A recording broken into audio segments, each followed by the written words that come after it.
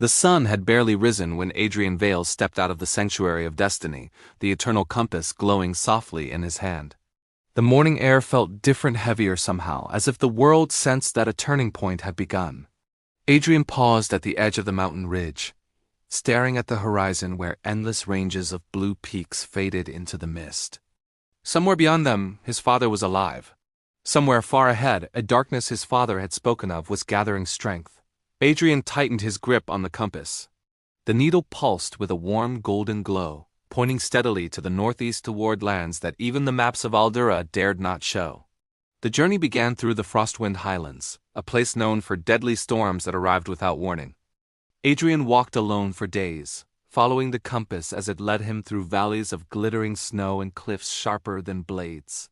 At night, he slept in caves carved by wind and ice, listening to the distant growls of unseen creatures. Yet something deeper than fear pushed him forward, the feeling that each step was shaping the person he was meant to become. On the fifth night, while resting beneath a frozen arch, he sensed movement. When he stood, he saw a figure cloaked in white fur, holding a torch shaped like a wolf's fang.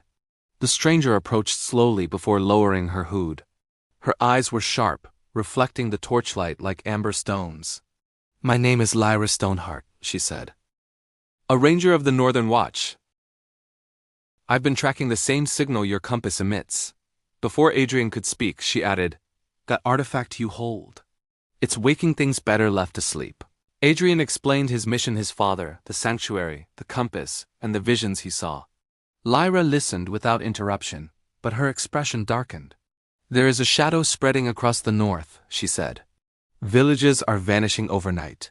Creatures we believed were only legends now walk our borders. Whatever your father faced, it has begun again."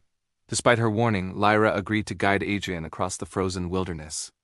She was swift, skilled, and strangely calm even when the storms howled like angry spirits. Adrian felt grateful for her presence. Yet he couldn't shake the feeling that Lyra carried a burden of her own. As they crossed the Glacier of Echoes, they encountered their first threat. Shapes moved beneath the ice, massive, ghost-like, following their every step.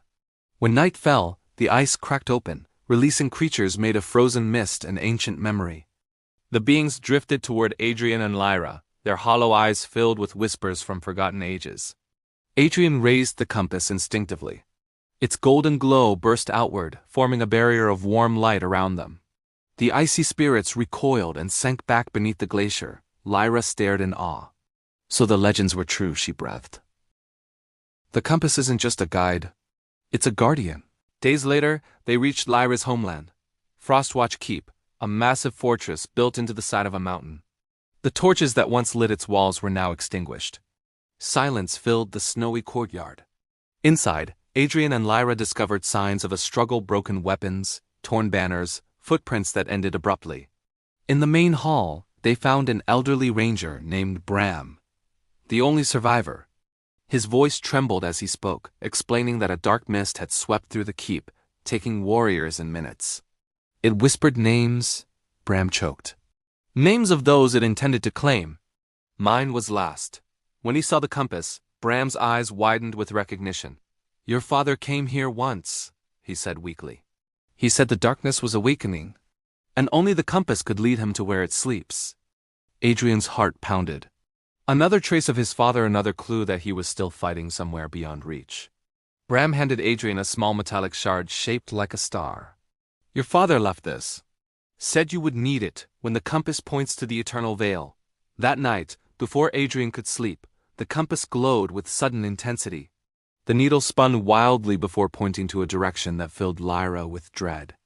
"The Ironwood Abyss," she whispered. "A place no one returns from." But Adrian stepped forward, determination burning in his eyes. "Then that's where we go." Their journey continued through forests where the trees grew twisted and sharp like iron spears. The deeper they walked, the thicker the shadows grew, as if swallowing the air itself. Strange creatures with glowing eyes watched silently from the branches.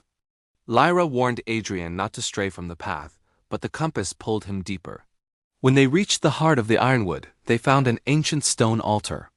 At its center floated a swirling vortex of dark mist, the eternal veil Bram had spoken of. Adrian approached cautiously. The compass hummed in his hand, glowing brighter with each step.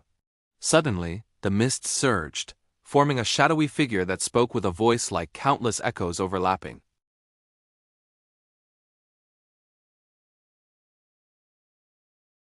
But he does not belong to your world anymore. Adrian's breath tightened. Where is he? Is he alive? And seek him. But know this, the veil tests not your strength, but the truth of your soul. Before Adrian could react, the ground trembled violently. The veil expanded, its darkness stretching outward. Lyra pulled Adrian away just as tendrils of black mist reached for him.